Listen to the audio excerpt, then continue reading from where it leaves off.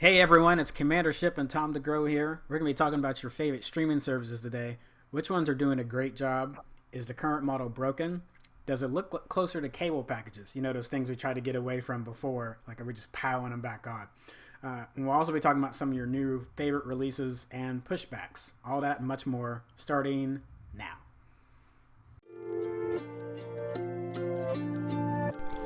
I remember the first films my dad introduced me to and how much my early life revolved around watching as many new movies as possible.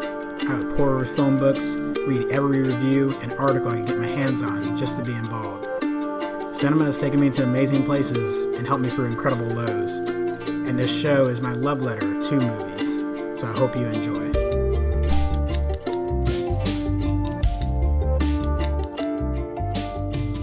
Alright, welcome everyone to the Commander Shipp Show. I am still Kenneth Shipp, joined by my good friend Tom DeGroh. How you doing, Tom? Howdy.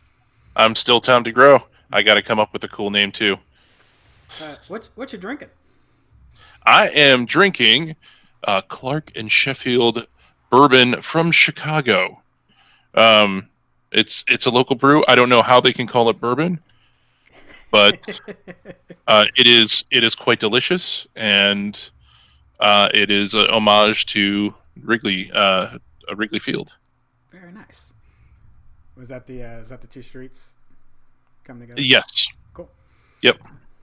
All right. I just went with an oldie but a goodie. Some Basil Hayden dark rye. Quite delicious. Nice. I have no story behind that one. And actually, now that I think about it, I might be completely wrong about the address. But I'm sure that we will have somebody correct me if I am wrong. Yeah. All right, folks.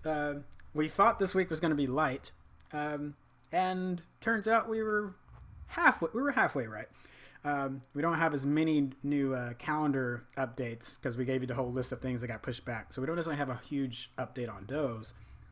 But we got some little tidbits. So I'm gonna start the show off with I was having a conversation in a friends chat and on Facebook Messenger, and we were talking about movies that are gonna be coming up, and we talked about inevitably someone's gonna make some horror disaster zombie movie based off the current situation. Like, so there's gonna be some tacky B movie, but me thinking, well, no one can possibly do production right now. Like, that's not gonna happen. Well, it turns out there's already a coronavirus movie.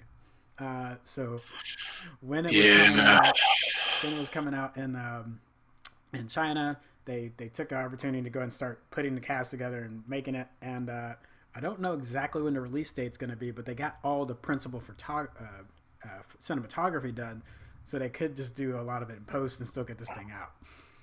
So how well written do you think this is going to be? Oh, I think it's going to be shit.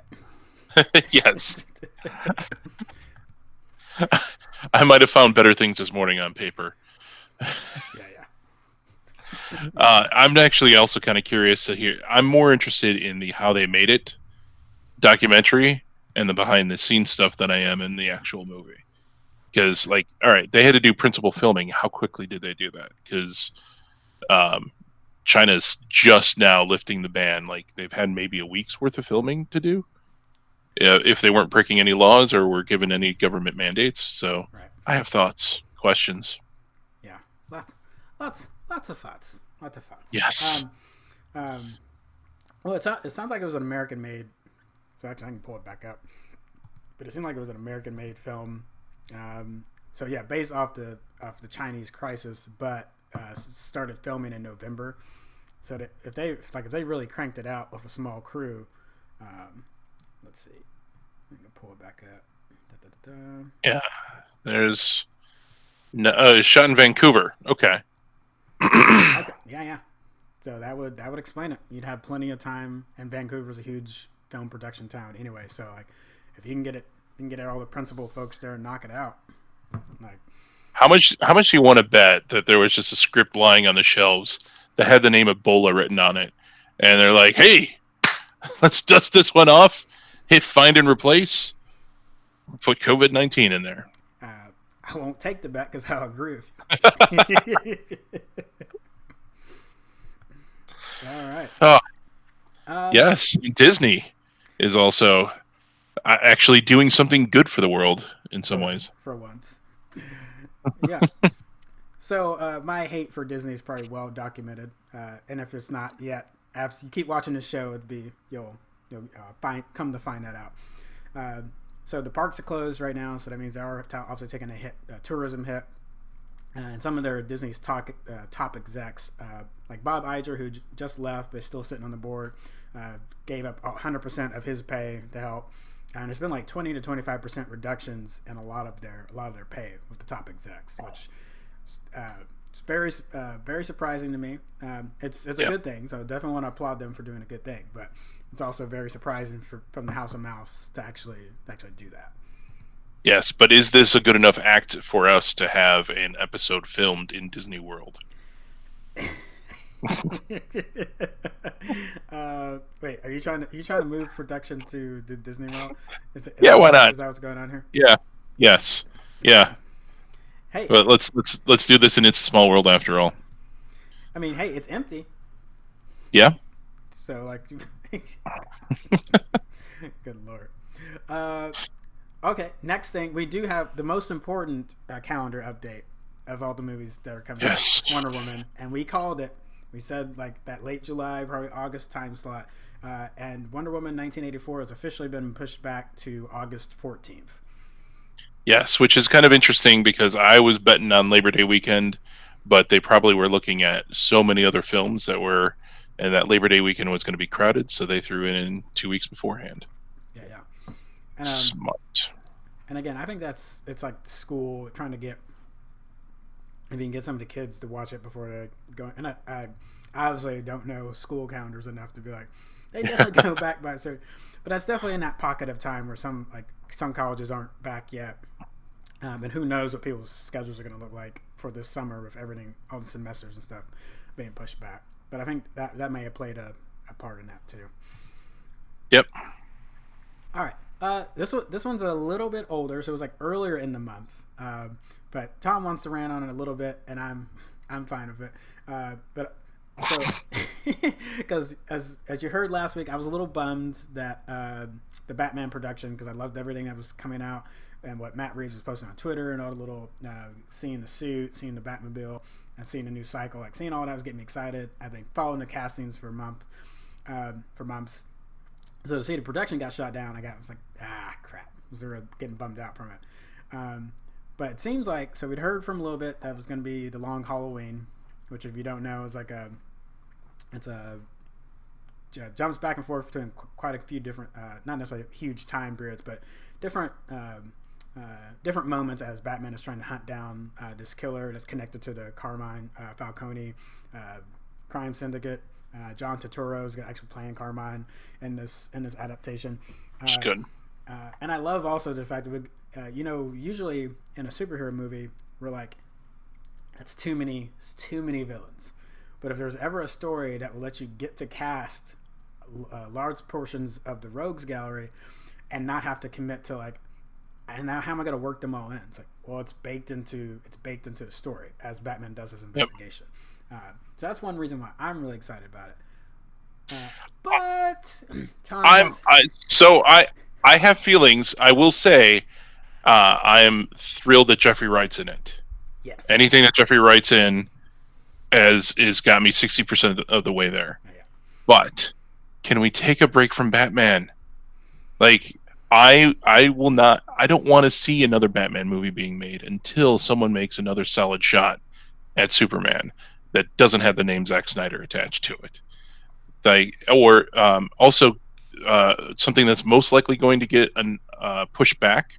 I haven't seen an announcement yet, but there was also a Green Lantern Corps movie that was being slotted for later this year. That, again, I am a sucker for Green Lantern films. Yes, the Ryan Reynolds one was terrible. Yeah, we just don't talk about it. But there was potential there, and it got squandered away. But I'm going to start swearing a little bit. But I think we've done Batman movies in the 80s, 90s, noughties, and now. Time to kind of maybe dial that back a little bit and focus on the huge cast of characters that we have. I mean, we've already done an Aquaman movie. Nobody cares. What's his face? We got um, oh shoot, man, Justice League, which we don't really want to talk about. Got a Cyborg and a few other cool new characters, but like a solid Flash movie on its own, I'd love to see.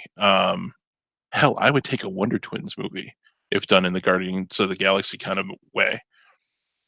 Explore, take some risks, DC. Oh my gosh. All right, I'm Um, going to end this rant. no, no, It no. was The rant is fine. I will say two things. Um, dang it. No. Okay.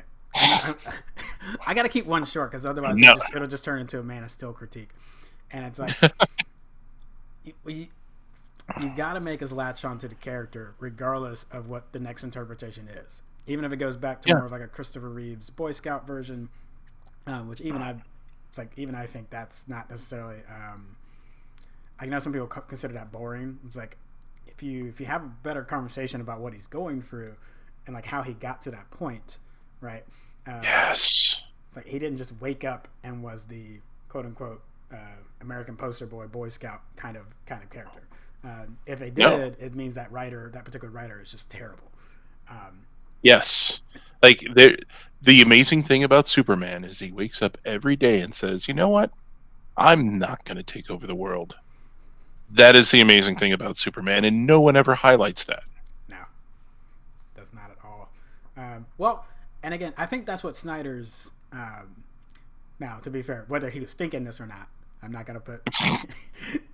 um, that would have been an interesting idea for the Man of Steel, and then going into Batman vs Superman. They just did not do that well. It's like I think No. I do want to give credit to like I think the idea or the position you want to put him in, and why Batman was diametrically opposed to him, because that is, even though people are like Batman goes off the rails as far as like how much he wants to kill, like no, actually, that if you read like that's been brought up in Justice League animated of like who's gonna Oh yeah. check you all. Um, what's the newest one? Not Hush. Sorry, folks. Brain just Doom. The Justice League Doom animated movie, Yep. when he's got all the backup plans and someone twists it to try to kill like. He's been thinking about this for a long time. So for Batman, I was like, no, that makes sense. I still don't think he portrayed it well, but his No. position being like, I'm concerned, or you all not concerned. It's like we should be. But again, execution, and Yes. it's like they started with a thought, but it didn't flesh out how these things needed to come together. And nor did they properly explain it. And like I'm going to bite my tongue after I say this because we could probably fill up the entire hour with this conversation. But and maybe we need to save it if it's do another episode, and we'll talk. I'll get into it. I'll just say this: the fact that Batman was so easily duped by Lex Luthor pisses me off. Like that, he should have seen right through that when he woke up a week before, Yeah, and it was that was pretty weak. So, but yes, maybe we should rant hard about this next week. yeah, I'd be fine with it. So that one movie we talked about has been in production or release hell. New Mutants had Anna Taylor-Joy cast in it. If y'all just saw Emma before theaters got closed, it's now on streaming. She's the lead actress there. And it seems like George Miller wants to tap her for his new Furiosa spinoff movie. And again, if you had seen me in 2015 when I was railing against how many sequels were coming out, and then Mad Max made me at least shut my mouth on that movie, because I was like, this is easily the best action movie of the decade, and probably like top five all time. And I'll fight anybody on that one. You will set them afire with your guitar. But even with all the Corona stuff going on, they're still working on the casting and getting that together. So production's not going for it. But George Miller's not wasting any time, still trying to get in position. So I'm like, all right, George, good on you. Yep. Also, actually, I'm going to throw in one tidbit that we didn't bring in, but I brought it up while we were prepping for this. Be warned that there is a fake Dune teaser out there Don't buy it. The giveaways are one, the fonts are off. Two, you can clearly see that they're pulling a lot of the footage from the Sci-Fi original series version. Um, so yeah, you'll see that out. It is not the official trailer. Yeah, yeah. When Denny Villeneuve wants to release that movie, then he will do it, and I have faith in that man. I have faith in that man, and it will be amazing. Seriously, because it may have been when Prisoners came out. It's Hugh Jackman and Paul Dano. That's been a while ago, but I'd heard the rumors back then that he wanted to do the Doom, do his own Yep. Doom remake, and I was like, well, let's see how. And then I heard he was in Blade Runner 2049. I was like, well, let's. And then, but Sicario, Arrival, Mhm. Blade Runner, like those like back to back to back. When those happened, I was like, sign me up. Yeah, actually, He'll do it. after Blade Runner, I was confident and comfortable with that. So I just hope he doesn't go all David Lynch on us. And though I'm kind of curious because I'm really partial to the Sci-Fi version, the Sci-Fi Channel version. Oh That's yeah, 6 hours long. the miniseries one is pretty good. Yeah. I think it's as far as like representation of it, it's pretty good. Yep. But I'll I'm confidently or I'm confident and comfortable and anxiously awaiting something Yeah, yeah. other than the font, which was great. Let's see. We got a few more in our quick hits right now. Um, so this one came out a little bit after our podcast recorded last weekend. So some of the movies we talked about, like Emma, Invisible Man, and The Hunt, where there was like online watch parties hosted by Universal on Friday and Saturday and Sunday night last weekend. And there's been rumblings of other studios that are gonna be doing kind of similar thing of like, here's the watch party hashtag. Everyone go download the rental like for that 48-hour period and come join us and we'll talk about it. And this is something else that the other indie theaters are doing as well to help like bring community together for like yes, you're still in your homes, but if you want to talk about what's going on in the movie during that time period, you can jump in here, have a good time. I like this, and I think I want to see more of this because there are a couple other movies that were slated to come out probably in May, which may not quite make it, considering that at least in my state we're extending our uh, shelter in place until end of April. So I have a feeling that that's probably going to make studio executives nervous, and they may do this again. So selling a 48-hour pass for like $5 or selling it online for $20 might be a little bit of a hit, but I still think it'll recoup money instead of waiting months and months and months. Yeah, for sure. So Definitely. Uh oh. So yeah, it's I'm really interested in this topic, and to preface it, um, it does hit at. So this is kind of the same reason I felt weird about sometimes other directors or production companies using like services like Kickstarter to like launch a new product. This is not exactly the same, but it gets into that ballpark of quote unquote people we think should have the money to back that, and some of the complications that arise when someone that's in that A list stratosphere wants to do a more ground rooted kind of grassroots project, and like the mismatch between but you're still in this like capitalistic system that's going to make you money off of that project that your community has now put money forward for you to even like start that off.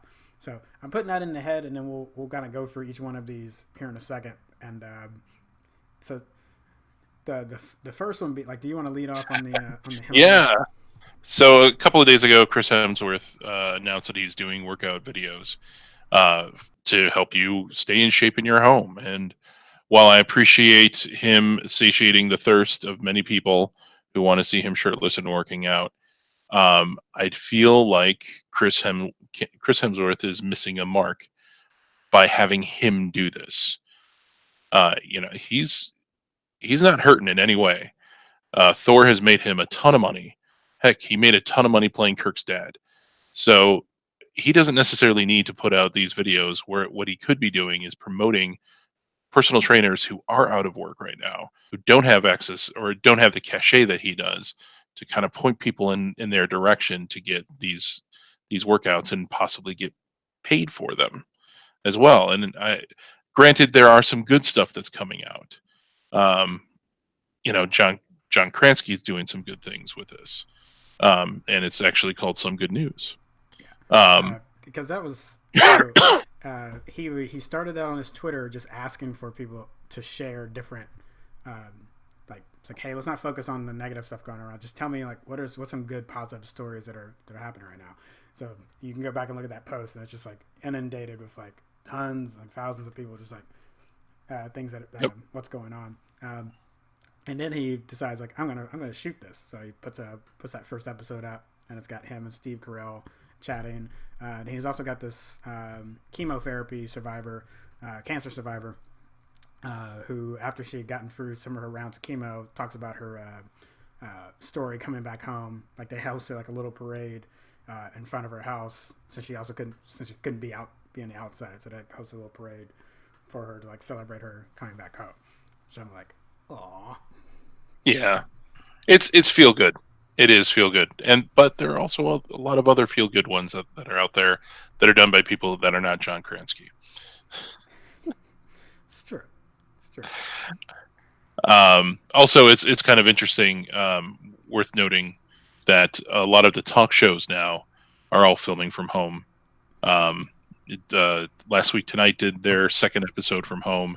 This week, Stephen Colbert is doing his from home, so it's kind of fascinating to see that. I was gonna say Samantha Bee. I put that in the article talking about Krasinski's, but her husband, her kids, like holding the iPad Yes. for the teleprompter and the lights. That was cute and hilarious. Oh, And of course, it's like, yes. Of course, Samantha's like barking them around. This is your homeschooling. One of the cool things that I saw this week was the Big Mouth table reading, and they did. I think it was the last episode of the latest batch that they did, but it was fun to watch all the actors, especially how they express themselves when they're doing certain voices. And my God, is Maya Rudolph a treat to watch? And A treat to hear, but also it's like yes, I love watching her mannerisms. Like her and Nick Knoll, Nick, yeah, or is Nick Kroll? Nick, yeah. I, But like just their mannerisms, like I could watch that. Like when I ever see them on like late night shows or like times when Maya's been on like her SNL career, and it's like that. Like I could just watch that. It's like cut everybody else off. Like and throw Kate McKinnon in there too. It's like I just need to see your facial expressions. I'll be good. I don't need anything else. yeah. So that's something that you should check out. Jujule it, as Maya would say. All right. Oh, and we'll do a podcast talk real quick about was it Donald Faison and Zach Braff are doing a Scrub rewatch podcast. Yes, that can be fun. Everybody loves Scrubs, I think, except for Destiny's Child. Wait, what? Was it Destiny's Child? Don't want no Scrubs. Wow, TLC. Yeah, God, son of a bitch, Tom. I've lost points. Wow. But honestly, no cred points lost there because I mean you got confused between your like early 2000s R&B. Yes, Pay My Bills to Scrubs, and yes, Damon will probably never let me live that one down. Yeah, he'll be alright. So goodness, like they're gonna be there. That podcast is gonna run for a while because that is. I would guess, yeah. I mean, that's like trying to do a Supernatural rewatch. Oh God. Was it 15 seasons? It like, and I want to say like that show was kind of like a pseudo spin-off of Smallville, in that like two of the actors were big actors in Smallville, and then I thought this thing would last like 2 seasons at best, but no, 15 fucking years. Jesus. Yeah. I really do like Supernatural. Sam and Dean, Mhm. Castiel, Crawley, all of it, like fantastic. But I remember trying to go back and watch it, and I couldn't. I was um, like I'd have to remember too much to get back into. I think I stopped at season 6, and I remember by the Okay. time they got to like double digits was when I just was so daunted over like one. I wanted to rewatch the first 6 that I'd seen so I can kind of get back into the groove of things, and I'm like, that's 10 seasons. It's like I can't do it. Mhm. My schedule for what I have to watch for the website, it's like Yeah. that queue is large. I'm like, there's no way I can work that in. Plus, you're gonna leave room for your annual BSG viewing. That's right. I mean, More on that later, folks. yes. All right. But we're gonna roll into our main topic. Our main. We teased it a little bit last week, and this is something. So, a little backstory. Me and Kyle Nelson, one of the other website founders, we had been talking about this for a long time. As far as and this is when like some of the other cable services were all going to launch their own streaming services from their on-demand platforms, which did and did not come to fruition. We'll get to that in a bit. And at the time, like CBS, which is now, I guess, working well, and Hulu's on a different boat than it was before. But at that time, there were so many of these other things like opening up. They were like, this doesn't seem sustainable. Like something feels like Mhm. something's gonna have to drop off. And then I had no idea. I guess I shouldn't have been surprised that Disney would try to launch their own, but at that time I had no idea Disney Plus was going to happen. And then that whale has been dropped into the water as well. Um, so um, we'll go a little bit down. We'll go down a little bit down memory lane of how we got to this Yeah. point. Because I gave you a backstory of what we were thinking about this as far as like too much, but let's like do a little bit of like memory lane on how streaming services got here first before we really dive into the current problem. Way back in 1992. 92? Was it 92? No, I think. Well, Netflix was DVDs. They were in the 90s, I think, as a DVD service. Maybe. All right. I'm Well, just. This episode is no. Tom is wrong. Tom is looking that up, getting accurate data on that. So if y'all remember, do you remember stores like Blockbuster and Hollywood Video, Family Video, uh, whatever your local? Wait, what was it? It was like 99. 1997. Really? Yes. Oh wow!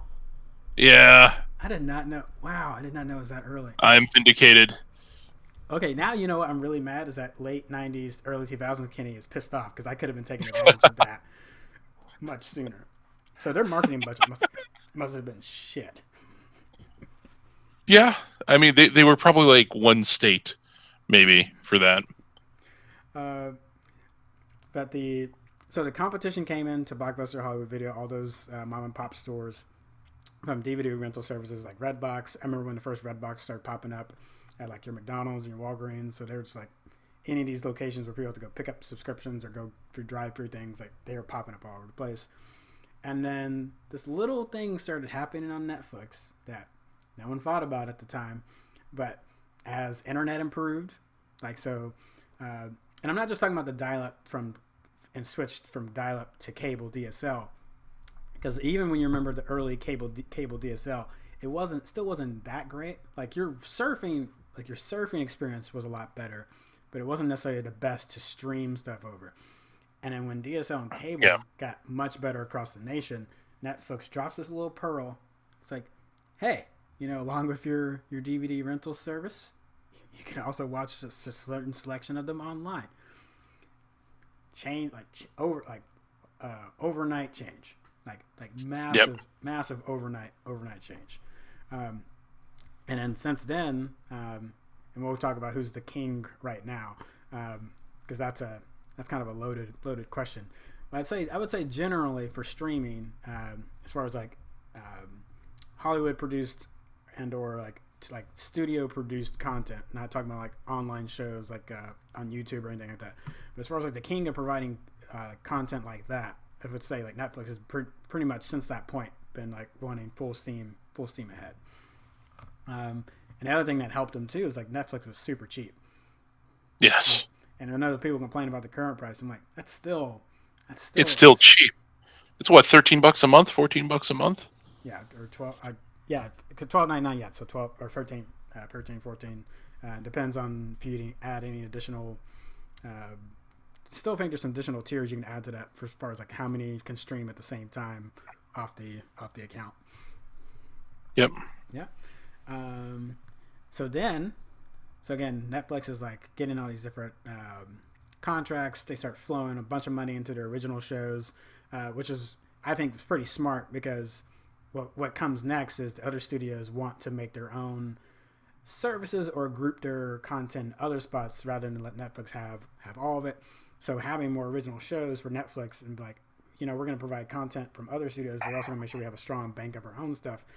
Kind of like, if you're going to talk about like saving your subscriber base and not letting it just detonate out the bottom floor, that really helped them out a whole lot.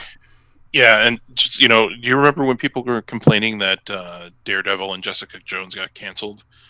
And why would Netflix do that? No, Disney did that because they were taking it away, and that freed up money for them to do things like Altered Carbon, which I which personally quite it's a terrible series. You should just watch it out of hate.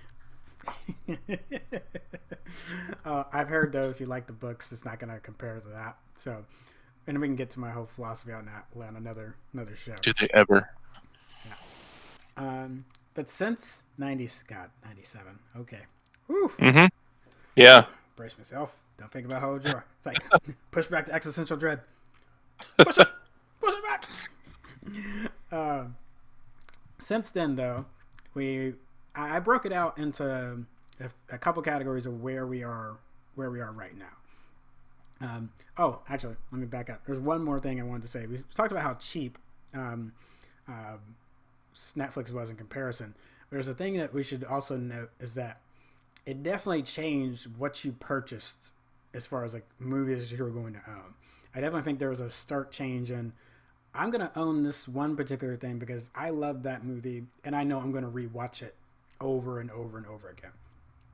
But as far as like making any kind of like haphazard purchases and or like, yeah, I'll own that series or like, but if it's been on Netflix for a couple years, you may have been like, when it comes out on, it's like, hey, it's on Blu-ray now. It's like, yeah. It's like, why would I do that? I'm already paying X amount a month to be on here, and it's been on there for forever. Which is why I think some of the current Netflix problems stems from that. Like when they lost Friends or let me back up.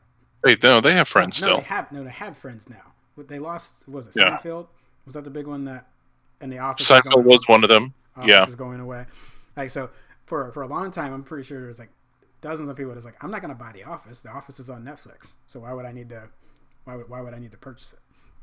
Yeah, sorry, got that wrong. Friends is what Friends got onto. Yes. Yeah. All right, so let me go back to, or let me fast forward now to what I have as like the current state of things or the categories. So this is what I listed as like the big four, which is surprisingly because we had a TV studio big four. You think about CBS, Fox, ABC, and NBC. So it's like, funny how things replicate themselves again. Yep. So Netflix, Hulu, and Hulu's for if people that don't know is a collaboration between different TV studios already before the other add-ins and things came on. Like they would agree to show like their like most recent like 4 or 5 episodes of a new show, and that's how some of the buy-in initially happened. Was that they weren't gonna have to leave the content on there forever. It was just this has been like the last couple weeks of that show. It's not the entire season. That's since changed and different contracts and stuff been, Yes, thank God. written up, and now there's Hulu original content, so on and so forth. The third one being Amazon Prime, which baked in a lot for people that are already paying for Amazon Prime. And then the last one is the newest one I would add into this group. So it would have been just the big three, but Disney Plus, as soon as it launched, like skyrocketed above any like smaller fish that we'll talk about in a moment. And Disney Plus has its problems.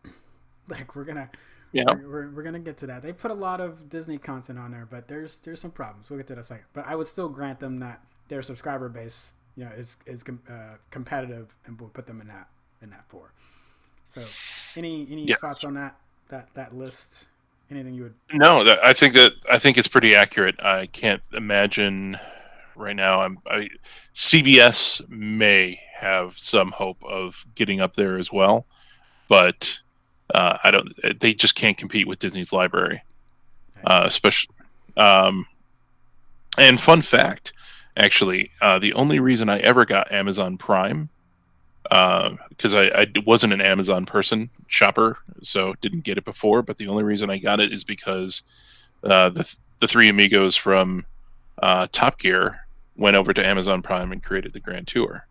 So their content generation to subscription model did work. All right. Yeah. All right. Let's see. So then I've got the numerous upstarts or add-ons. And the reason I'll say add-ons is because if you wanted to just watch HBO, Star, or Showtime, like you could do those separately. If you get on the Hulu, though, a lot of those are available, so you could pay for your Hulu subscription and then just add on HBO, Star, or Showtime if you wanted those. CBS is another like separate app for CBS content, unless they've got some kind of agreement where it's got to be showcased somewhere else. But I think they've got most of those back in-house under CBS. Crunchyroll for anime. It is like the biggest anime streaming app, like period. And I put Sling TV because it's in this weird. I almost wanted to call it like a cable on demand option, even though it doesn't have a cable backing, but it still effectively works as like we're showing live TVs first. Your ability to mix and match the packages as much as they advertise is like you have choice. I'm like, it's still grouped. Yep. Like if you go look into it, it's like a lot of these are still grouped. And you can add on. You could use it as a base for like you could use it as like your Hulu base and add some of these other options onto it.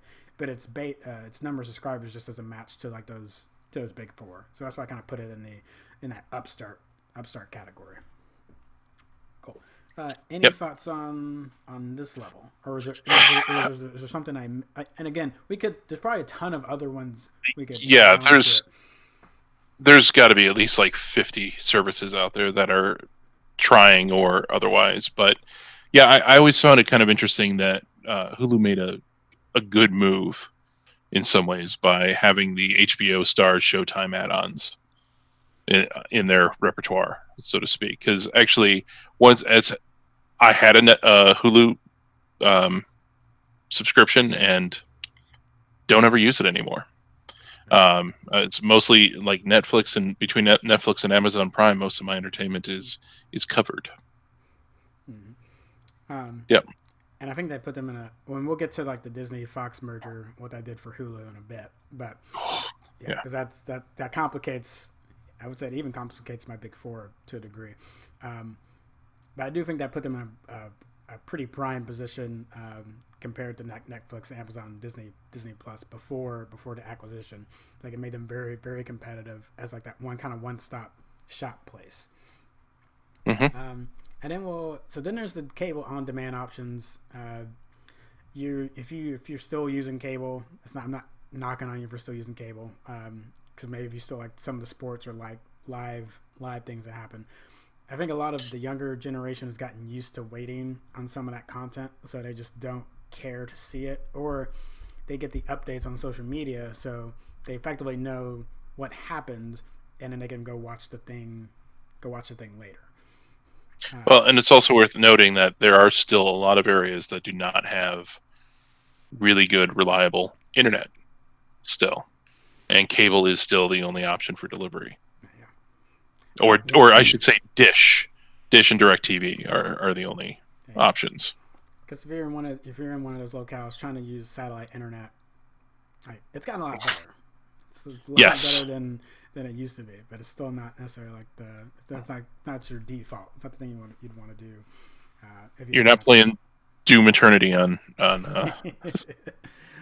What, Tom? We're not going to use the Google Stadia. We're not going to do some PlayStation Now. Hmm? yeah. Steam. Yes, over 100 millisecond ping times. Um, I don't want to shit on those because there will be a day when that latency gets down so far that you won't even notice. But we're not there yet. I mean, unless we develop subspace communication, we're still bound by the speed of light. It's fine. It's fine, Ty. It's fine. And then our last two, it's like any kind of independent foreign film options, like BritBox, if you want to see like a lot of BBC produced BBC UK shows produced there, or just like any kind of like UK series that weren't produced there. We already talked about Kino last week, being able to like see some different older like pre 1980 movies, even some like old silent films on there, and a lot of like your independent releases being shown, or film festival darlings being shown on there. And then we we unfortunately also have to talk about the Peacock. Hey Tom, Why? but because Yeah. NBC thought it'd be a great idea to run their own service, Tom, And name it Peacock. and name it Peacock. By the time branding's done, it's just going to be a capital P cock. And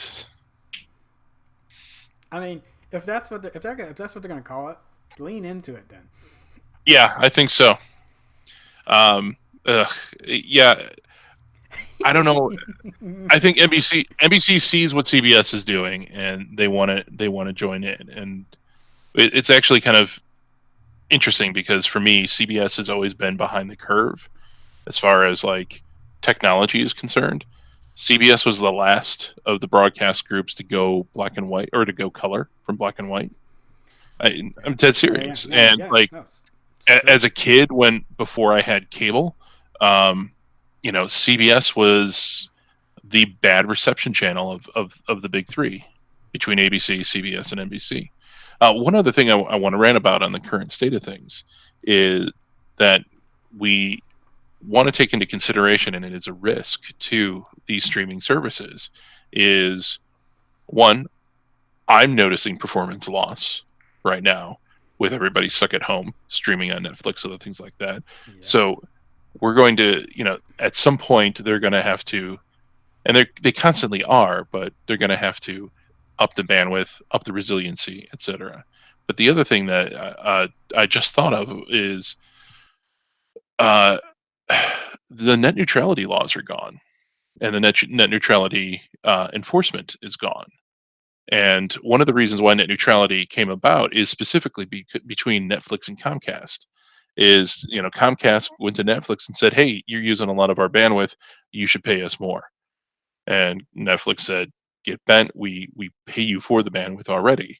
And so Netflix then decided to start throttling data to them until Netflix agreed to pay them. Oh, you mean Uh, you know, Comcast was throttling or yeah, Netflix? sorry, Comcast was throttling Netflix. Which is something Comcast Uh, would do. it is totally a Comcast thing, and that forced Comcast to go into a contract so that they hosted servers in Comcast data centers. Um, and then after that happened is when we came out with the net neutrality laws, which basically meant that companies couldn't charge you extra for services. Basically, it moved internet into the realm of utility more. And with that gone, I could see in the next couple of years as contracts start to die out, because net neutrality was killed in 2017, And so usually they have 3 to 5 year contracts. So we should start seeing some interesting things happening in that realm. Yeah, definitely. Because we started just talking about the cable DSL explosion and like that being the thing that helped lead to this online streaming renaissance, and this could be a thing that takes it right back to like an archaic Hmm. version of it. And I definitely think about the stress that the system's under right now. Like, I think the companies are also going to be like doing some kind of they're definitely going to be doing like monthly projection of like how much can we up it or like put more systems in place to be able to handle it, knowing that this is a temporary. Like, it'd be different if their subscribers had gone through the roof as far as usage, and those were going to stay. Like, that'd be more like I can see if Yeah. this is one to commit to making sure that they have those resources in that situation. But since it's so temporary, I think that also puts us in this weird spot of like it's probably gonna be more on the ISPs if they increase the bandwidth, and I don't know if the stream services are going to commit that much more like physical hardware resources to making it better. Sure. And I think though that like bandwidth is never going to go down ever again, right? So we're not going to have some type of, as much as I would like it, have some type of data renaissance where they're like, hey, we can actually get 4K down into 2 gigs or something like that. It's not going to. It's not. It's not going to happen because We'll get to that in a second. with much love to my developer friends, developers can be lazy, and once they have the horsepower, why even bother writing efficient code, or why even bother writing efficient storage? So I think that Netflix will probably look at expanding, and if they lose some of or if they gain some of that bandwidth back, or some of that processing power back, they'll start to switch. I mean, you're seeing it with Amazon. They'll start to switch to more 4K content. Yeah, because that was so that perfect segue into our next. And this isn't. This is kind of related to what I was talking about. What people are purchasing now that they have streaming and kind of rely on certain things being online. Is that the DVD to Blu-ray and that whole conversation, the war back and forth between whether it was going to be Blu-ray, and probably people don't remember, but HD DVD, which oh gosh, side story. I remember buying that HD DVD's attachment for my Xbox 360, and I was like, Yeah. this is the way this is the way forward. So, uh, so I have an aside note on that too. Is I actually bought a Blu-ray HD DVD uh, drive for a computer. I basically turned a computer, built a media PC, and one that could read both. And I had a little scam running because I started buying a ton of HD DVD stuff at like $5 a pop, and then the studio said, "Hey, you send in your you send in your proof of purchase for your HD DVDs, and give us $5 per DVD. We'll send you Blu-rays as well." And so I would buy a bunch of cheap stuff that was on clearance that I wanted to see, and then sent them in and got myself some shiny new Blu-rays. Yep, Atrocious. shameless. Work in the system. Um, Now you may wonder, like, okay, but why are we talking about format wars when it comes to streaming services? Well, there's a few things to keep in mind. Most of the content you're watching right now is not 4K. I would love to Nope. see everything in 4K. 4K is beautiful, but a lot of it's not on 4K. Like, you're gonna see Six more. gigs an hour. 6 gigs an hour of your bandwidth. If Top, you're on a cap, it's if you're on a fine. cap plan, Yeah, that's fair. six gigs an hour at like, so Comcast I think has an average of 200 gig, 2 to 300 gig. Um, so let's say it's 300 gig. That is 50 hours of streaming at 4K, which you could easily eat up in a month.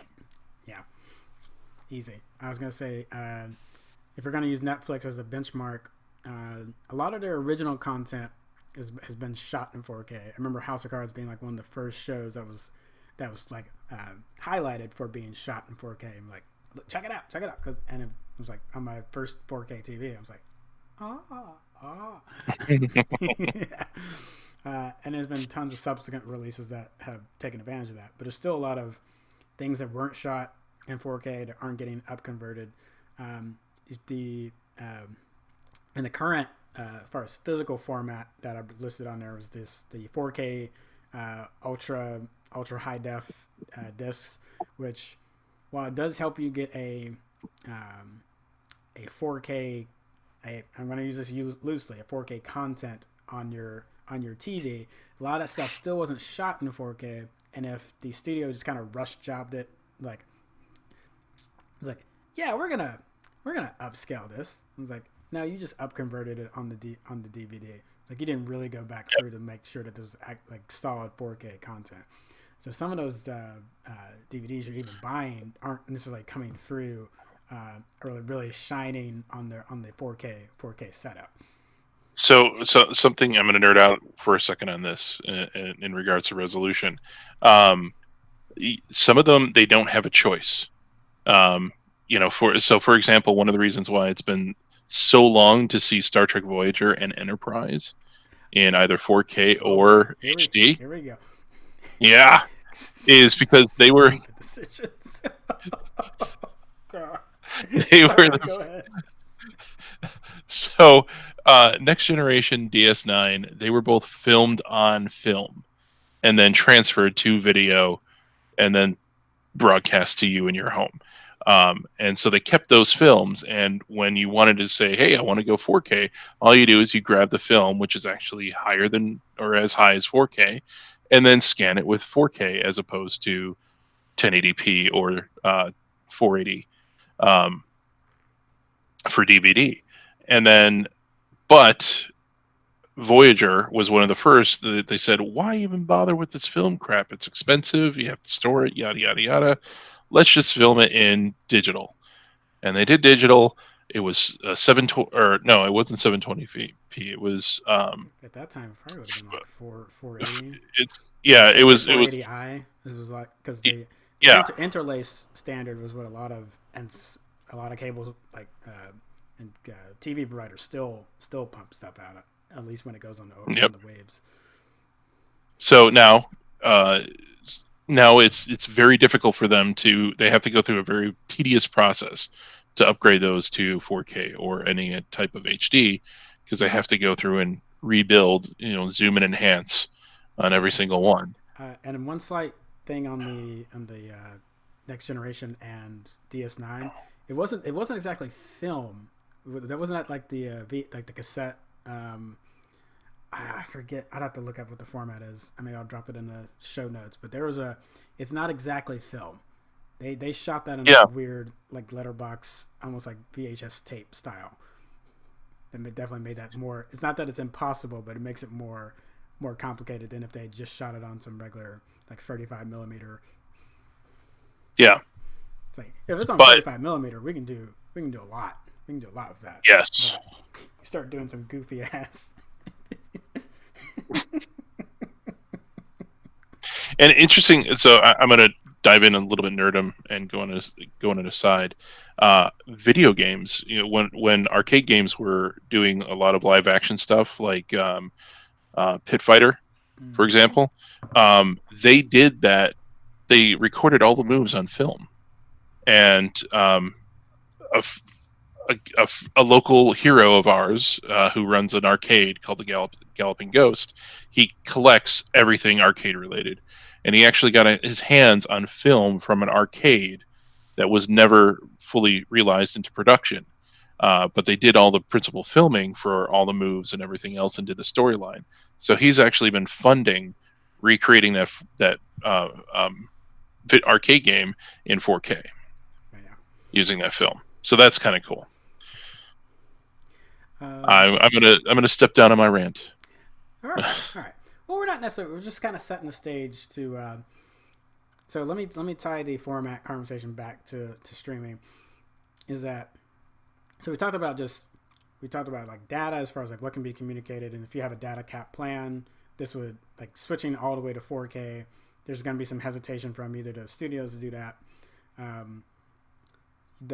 To the human eye, we're starting to get to a spot where it's like you're not really being able to see the ridges or the pixel breakout. Like you put something on 4K, like I would say even at 1080p, you can see it a little bit depending on what it is. But now you start getting the 4K, and it's like really getting hard. So the selling factor for a consumer is just not there. And as a Yep. big cinephile, like obviously I would want to have the best experience I can, but even I have to admit, like if there was a way, like if 4K HDR is it, and we don't go any better, I know there's 8K stuff coming, which is even getting more dumb. But if like someone said like this is it, this is the best your eye can tell, I'd be like, all right. I'm not gonna Yeah. I'm not gonna disagree with you. Like no, I got you. Um, and then So Kenneth, you had another point. my last thing on format, the reason I thought it was integral is you've always had a lot of options to fall back on other than streaming. I think a lot of those are starting to go away.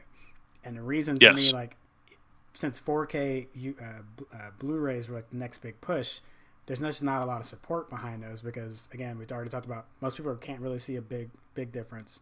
And then, like, as far as like being able to play it, while it would be better than doing it on the internet, there's that costs as well because these usually cost $10 to $15 more than your normal Blu-rays, and Blu-rays already cost more than the DVD. Especially if you're buying a Blu-ray, you already get the DVD included most of the time anyway. So we don't really have much more like physical backups or physical fallbacks starting to shrivel up. Yep. We're talking about the online rental space. I know people are diving into it right now because of the crisis, but once that's over, I still don't necessarily see people like, yeah, I'm gonna pay X amount for 48 hours to watch that thing. I'll just wait till Yeah. it ends up on streaming. All right. Mm-hmm. So now, Yep. ahoy, matey. Ahoy, ahoy. So speaking of, actually, um, this is a thing that happens that people do. It is an option. Not that we condone it here at the reunion in any way, but video piracy. And piracy has been around since even before the internet existed. Don't ask me how I know. Um, there's always been some form of piracy. I mean, even like, gosh, if you watch documentaries about Wozniak, for example, he used to pirate phone calls by recording the sound that the tones that a phone makes when quarters go through, and he would replay it and then make long distance phone calls with 500 quarter sounds. But when streaming services came out, like when Netflix really kind of took off, which I will say around 2010, it was kind of it's the beginning of its golden era. It, streaming services started to like make it so that people who were pirating didn't have to anymore. They would happily pay, a fee. And I have friends who would say things like, "Man, if I had a service that had everything, I would easily pay $50 a month for that thing, and I'd never download another thing again." But um, things are going back to this way where we have to own, Netflix, Hulu, Amazon Prime, Disney Plus, CBS, et cetera, et cetera, et cetera, to get the content that we want. Um, and back in the day, some of you may remember like Kazaa, Mega Upload. What is the one that was um, the big BitTorrent site that's not Pirate Bay? But there was another one that got busted out pretty bad. You would Oh ask me shoot! that. Yep. It's like, I don't. Starts with a B. Um, shoot, and it's not like I had a subscription or Buzza. had a membership. Yes. No. That is not Oh what it no, is. it was Demonoid. Anyway, Yes. Demon is like the And LimeWire, FrostWire, all the peer-to-peer. Yeah. even the Napsters, Napsters. Yep. Napster, because Well, he stole it while I was napping. um, so again, we're not advocating for it, but and I have to find that meme that's got like the pirate hat and it shows Oh the yeah. two streaming services and it's like oh, I don't need you anymore. I've got these trusty streaming services. Then the next panel shows like a blow up of streaming services, and it goes back to this dusty box, and it's like, ah, my old friend, like puts the pirate hat back on. But I But think I think that's what we're gonna start seeing. yeah, we will see. I think we'll see that, and I think piracy also solves a problem that we talked about before. Is when you stream, you don't have that content at all. You just have access to the content, and when you download something and obtain it from another source, so to speak, um, you have a copy. I have friends who have that's part of their prepper experience. If the internet and the society breaks, they've got a hard drive filled with every episode of their favorite TV shows to keep them sane as as society falls apart. So on that cheerful note, Yeah, that's how we wanted to wrap that. yeah, Um, yeah, so let me like we talked a little we talked around the Hulu and the Disney acquisition. Um, my initial thoughts when that was happening, especially connected to piracy, was like, uh, wow, something's got to give. It's just no, like if Disney takes, and again, that's you're talking about the Fox catalogs. Like if they take that, and what's happened so far is a lot of that resides on Hulu, so they haven't put the Fox content on Disney Plus. But the reason I was like kind of giggling a little bit of like, yeah, Disney Plus is doing okay, is because there is this squeaky clean image that they try to maintain on Disney Plus. If you go on Disney Plus and you still look at it, and like they have not put. We already said the Fox stuff's not on there, and there's not like hard R movies or like content. I'm not saying everything's got to be a hard R. I'm just saying, but even like your like borderline PG-13 stuff, hmm it's not on Disney Plus. People that have been wanting more creative freedom in what they create. Like, so we heard rumblings that Goldblum wanted to end his show because he didn't like what he was being told to make. There was that Lizzie McGuire remake, which again, I'm not a huge fan of that, but it was interesting that even a show like that was like the Disney Channel kid poster child of Squeaky Clean, even said, "Gosh, I don't like the box you want me to work inside." Um, yep, so, and then we're also just talking about Disney movies. Like, if you're after you've watched, and it's not obviously it's nice to be able to go back and watch the Disney movies, like, but they are one studio's catalog of movies. It's like, and it is one particular brand or branch of animation. So once you've had your fill for that, like you got you nothing else. you got nothing else. So my initial thoughts for Disney Plus was like, oh man, they're just gonna steamroll the market, and that did happen to a degree with the quick subscriptions. But now they're running into problems of like, what else? What else you got? Well, I mean, they've got the Mandalorian, and they're going to do another season of that. Um, Also, I was going to mention it later, but Clone Wars season 7 is out now, which is I'm going to say this, and I look forward to the hate mail. Clone Wars is the greatest Star Wars story ever put to screen. Period. Yeah. Yep. Yeah. Dave I Filoni, if you're listening to us, we love you.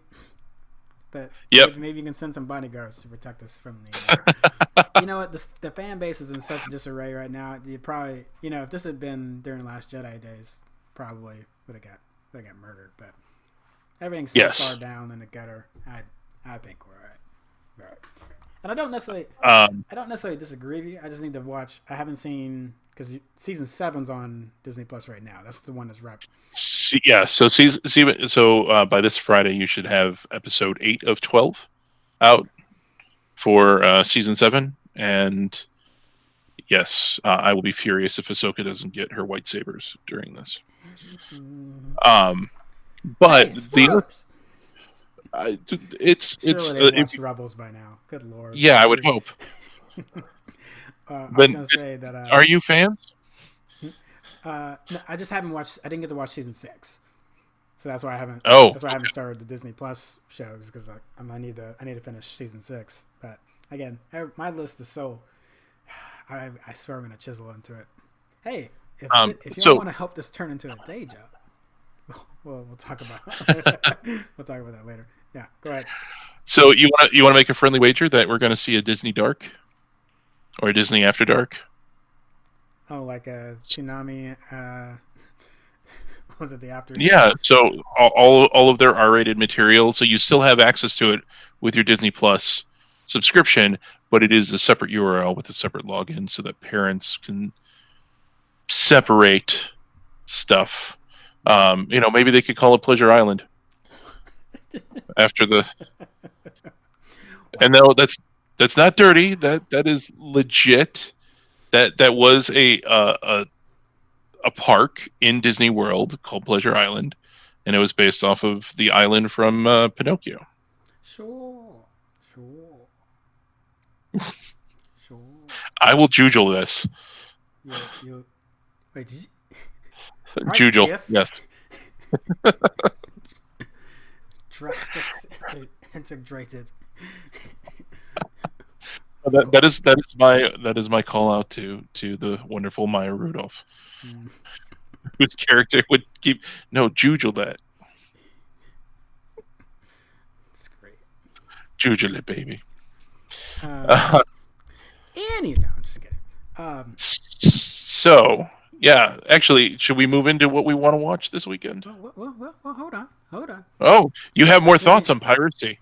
Well, no, just for the streaming conclusion though. Like we've laid a lot of stuff out, but we haven't really made it. Oh yes, we need to wrap this up. Put a bow on it. Yeah. I mean, so my biggest takeaway is I completely agree. I think piracy is going to go on the rise. I think over time, to your Disney Dark idea, I think that would effectively mean that Hulu's dead. Because if they do that, I think they're going to pull their content from Hulu, the Fox content that they own, and just dump it over there, and then Hulu would effectively be dead. I think it'd be smart for Netflix to go in like a vulture and snap that stuff up if at all possible. Disney, I expect the check, just 0.1% from your Disney Dark.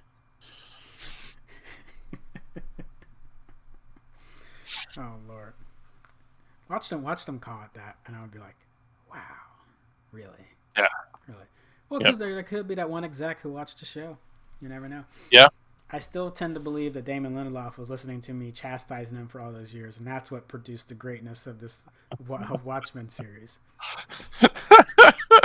Now, that has been well documented, all my Lindelof hate.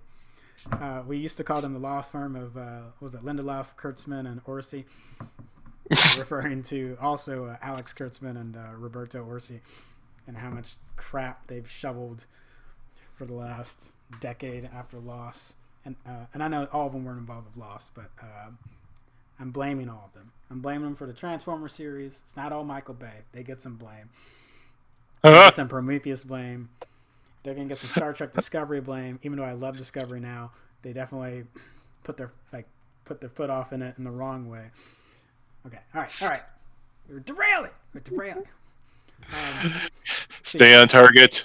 Stay on target. So yes, that would be my. I think pirates are going to rise. I think some of these services will fall off. I do think we could see more add-ons though. And this is the thing I thought CBS, and as NBC gets ready to launch their service, I think that's something they should have considered. Is maybe we'll have to see what happens with Hulu, because if NBC ends up pulling their stuff up also to be on Peacock, that could be another sign that Hulu's about getting ready to go. But I thought if I had Netflix and you said you could pay an extra $3 a month to get the CBS add-on so I could watch Picard and Discovery, I'm like, okay, I'd probably do that. For what it is right now, it's now I'm paying almost $6 a month, $7, just to watch Picard and just to watch Discovery. And it's not a knock on the old Twilight Zone episodes and things like that. It's just it's not what I'm really there for. On top of their demographics for their like main shows just does not hit me at all. I'm not watching NCIS or the LA. I'm not watching Hawaii Five O, Young Sheldon and stuff like that. That's just not. I don't think that's aimed at me at all. I'm going to go out on a limb and say that nobody is. No, seriously, that's watching CBS. Um, the main subscriber driver has been Discovery and Picard for them.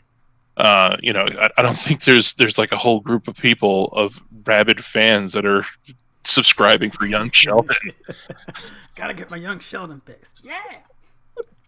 So like there's going to be some very interesting pressure that's actually going to hurt them with the outbreak and the lockdown going on to keep generating content, because they announced that they're going to do a Pike Enterprise, which is cool, but when? That's going to be like now a year and a half out. Discovery was slotted. I can't remember when it was slotted, but it was supposed to be this year. But I Now think it's probably going to be delayed. that may be able to still get that out if they got the principal. We have to go double check, but if they got principal cinematography done, so yeah, the CGI pieces may be delayed, but they may still they may still be able to get that out. So. Yep, and then there's I don't know if they're done with season 2 filming for Picard yet, with Guinan and hopefully LaForge. Oh, I don't care. Oh. I don't care. I don't care about Picard.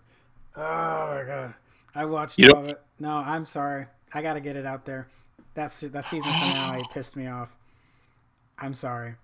I was mad. Oh. Let's be clear. The show has a lot of great ideas, and Jean-Luc, Patrick Stewart is still bad. Like he's everything I wanted from seeing an old Jean-Luc.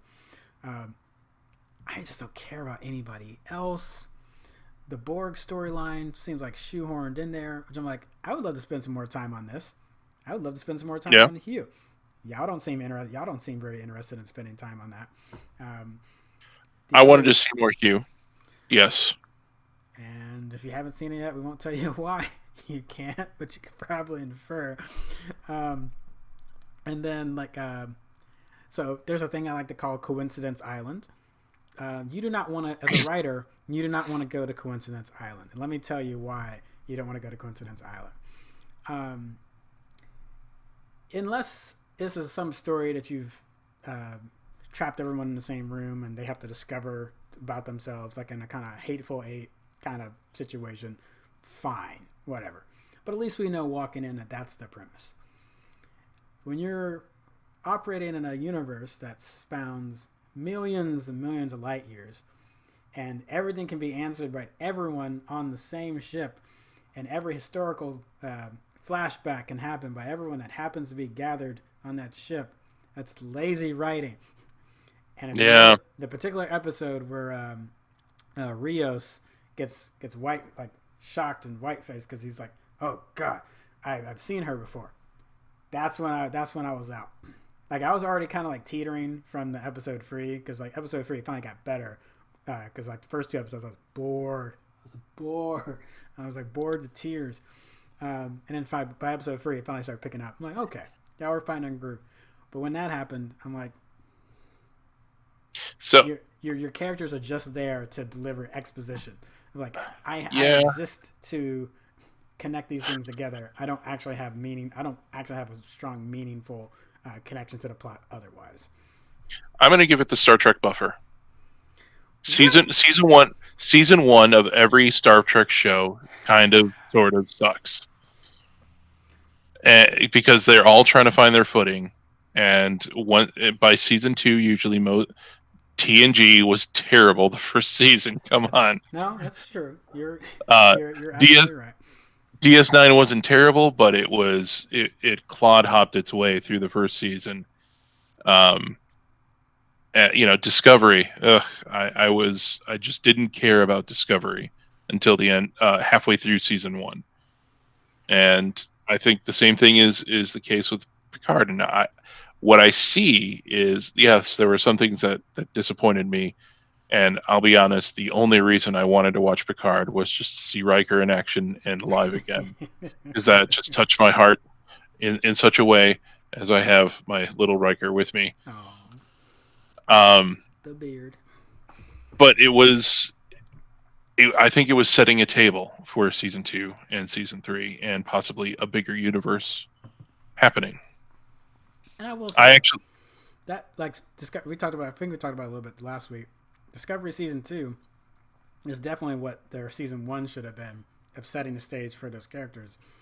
And that's why I tended to give it a break of, like, I think you realize the error of your ways, so you're trying to make these adjustments. And now that you've got the crew back together, everything else that will come after it, assuming you don't then regress, it's like everything that comes after this should be more coherent. And now we actually have people that I'm invested in. yeah. I, okay. And I'm also, okay with that answer. I'm okay with that answer. But everyone's saying this is fantastic. I'm like, no, I mean, I'll admit, most of the reason why I feel it's fantastic is because it's of the nostalgia factor. I knew you were gonna say that. I knew you were gonna say Everyone wants to see Picard in action. Everyone wants to see. Listen, episode 7 was my absolute favorite because I I love seeing Troy and Riker on screen interacting with Picard, and there was a part of me that stroked my heartstrings. Like, everybody needs a friend like Riker and Troy. And Yeah. can I spoil a little? Can I? I mean, I mean, I don't care. Picard just shows up. He says, "Listen, some bad guys are following me. They're on their way. They're here at any moment." And Riker's like, "Shields up. Let's fuck some shit up. By the way, do you want some pizza?" And Yeah. Troy's like, "Listen, I'll kill a bitch for you, but I'm a little bit worried about my daughter."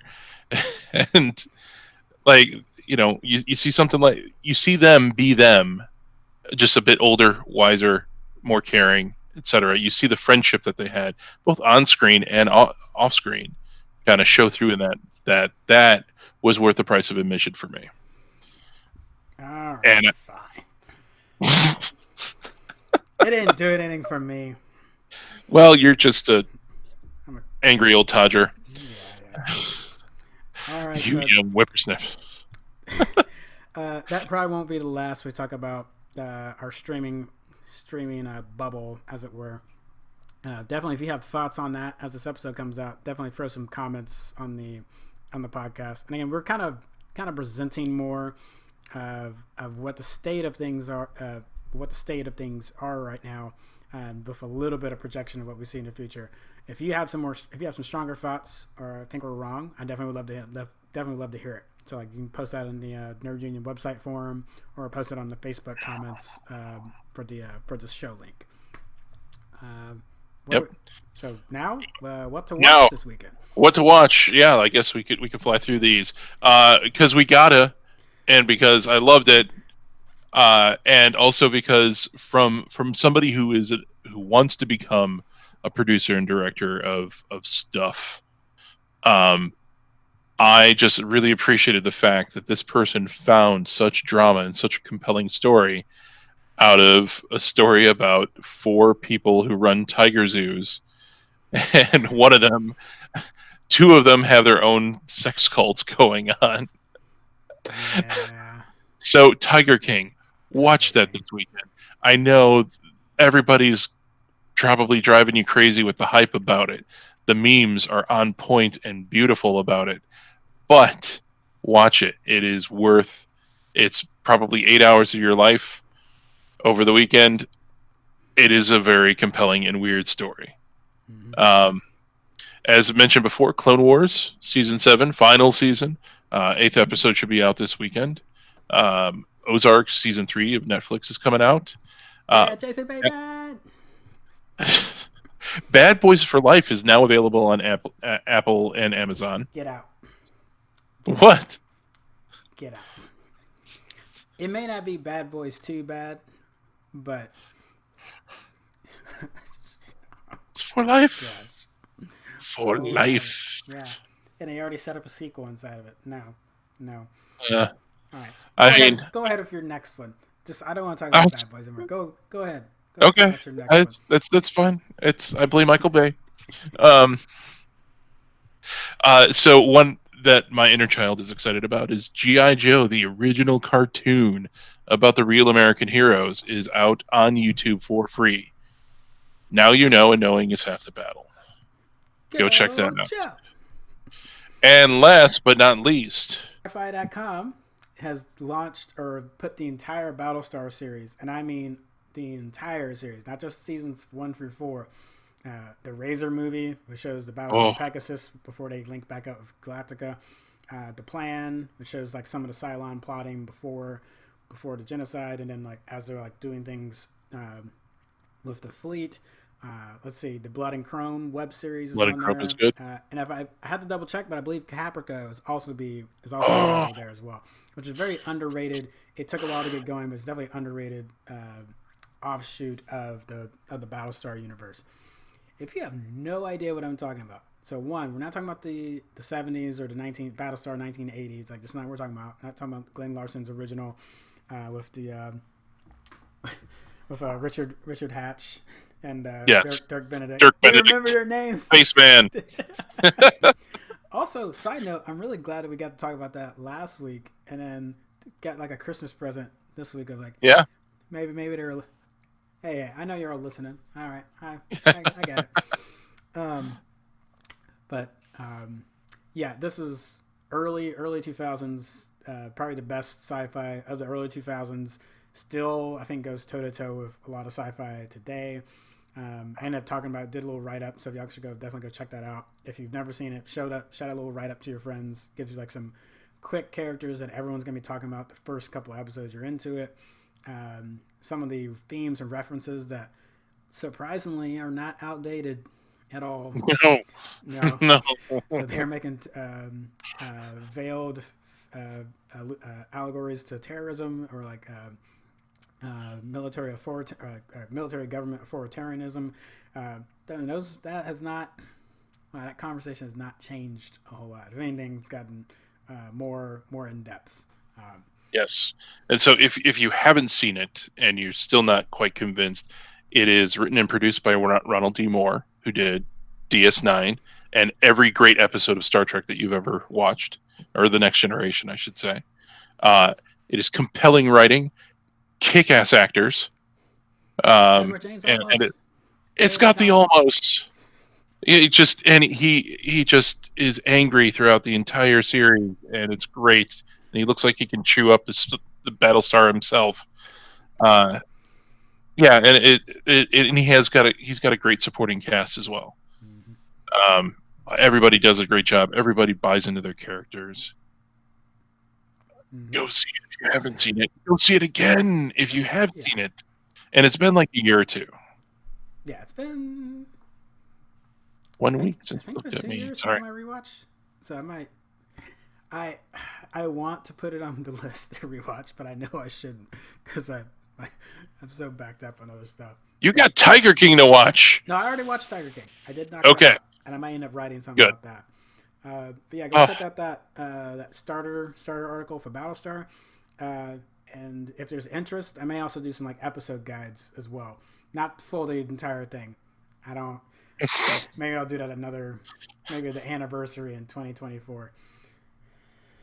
Maybe Sci-Fi will have changed their name again by that point. Yes. But yeah, I'll definitely do like some of my favorite episodes to keep an eye on as you're watching it. And these will probably become your favorites as well. But I'll kind of highlight some reasons why those are standouts for me. And not going to put them in any particular order because, there's probably one I would put as my number one. And just because of the effect they pulled off it. We'll get to that. Let's see. We got some other upcoming reviews. I Promise You Invisible Man. It didn't happen. I'm still working on it. Along with a few other Netflix movies that came out. The Earth started this year. So as you're like running out of things to watch, I'm going to give you some additional ones you can go check out.